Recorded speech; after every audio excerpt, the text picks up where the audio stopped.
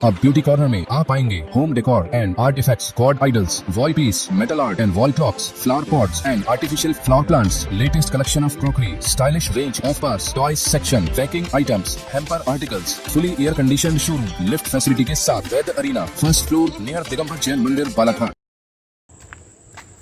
बालाघाट जिले ही नहीं बल्कि देश प्रदेश में हड़कंप मचा देने वाले डबल बनी मामले में निवेशकों की संख्या काफी अधिक है, जिन्होंने अपनी पूंजी बड़े पैमाने पर गंवाई है और अब भी निवेशकर्ताओं के चक्कर काट रहे हैं। कुछ निवेशकों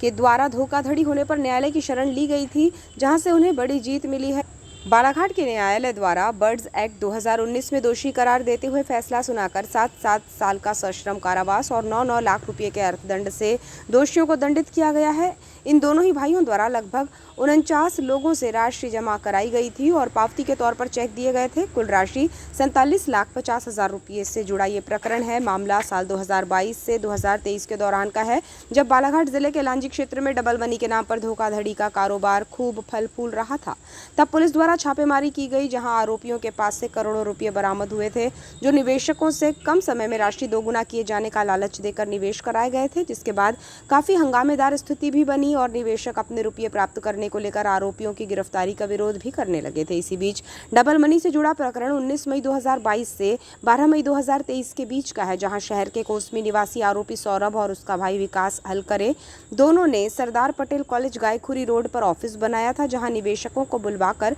डबल मनी स्कीम के बारे में जानकारी देते रहे और फिर उनसे रुपये जमा कराते थे। राशि जमा किए जाने के बाद निवेशकों को बतौर पावती चेक दिया करते थे। इसी झांसे में आकर लगभग 49 लोगों ने इनके पास धनराशि जमा कराई, जिनमें सभी निवेशक तो नहीं, लेकिन 7-8 लोगों ने अपने साथ हुई इस धोखाधड़ी को लेकर आगे आकर पुलिस में शिकायत की और कोतवाली थाने में इन आरोपियों के विरुद्ध धारा 420, 120B, 34 भारतीय दंड विधान, 21(1), 21(2), 21(3) अविनियमित जमा योजना प्रतिबंध अधिनियम 2019 के तहत मामला कायम किया गया था। प्रकरण में सामने आया कि दोनों भाइयों ने 4 माह में रुपये दोगुना करने का लालच देकर लोगों से रुपये लिए और कहा था कि मैच्योरिटी डेट पर चेक लेकर हमारे ऑफिस आ जाना और चेक जमा कर अपनी दोगुनी रकम लेकर चले जाना।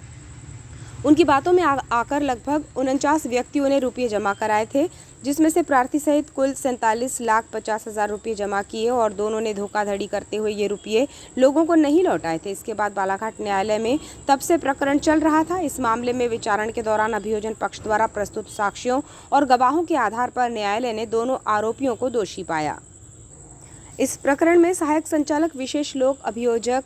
बालाघाट कपिल कुमार डहरिया ने पैरवी की और प्रकरण से जुड़ी जानकारी देते हुए बताया कि दो भाइयों द्वारा लाखों रुपये जमा कराए गए थे और ये राशि उन्हें वापस नहीं की गई, जिन पर पुलिस में शिकायत की गई और न्यायालय में प्रकरण चला, जिसमें आज फैसला आया है और दोषियों को दंडित किया गया है। दोनों सगे भाई हैं, उनको माननीय न्यायालय ने दोषी पाते हुए बर्ड्स एक्ट में सजा दी है। मामला ऐसा था कि ये जो घटना है 19/3/22 से 12/5/2023 मतलब 12 मई 2023 के मध्य इन दोनों भाइयों ने लोगों को ये लालच दिया कि हम 4 महीने में रुपए डबल कर देते हैं, आप हमारे पास रुपए जमा करो तो हम 4 महीने में रुपए डबल करके आपको देंगे। ये लालच देकर लोगों से रुपए लिए। रुपए लेने के एवज में पावती बतौर चेक दिया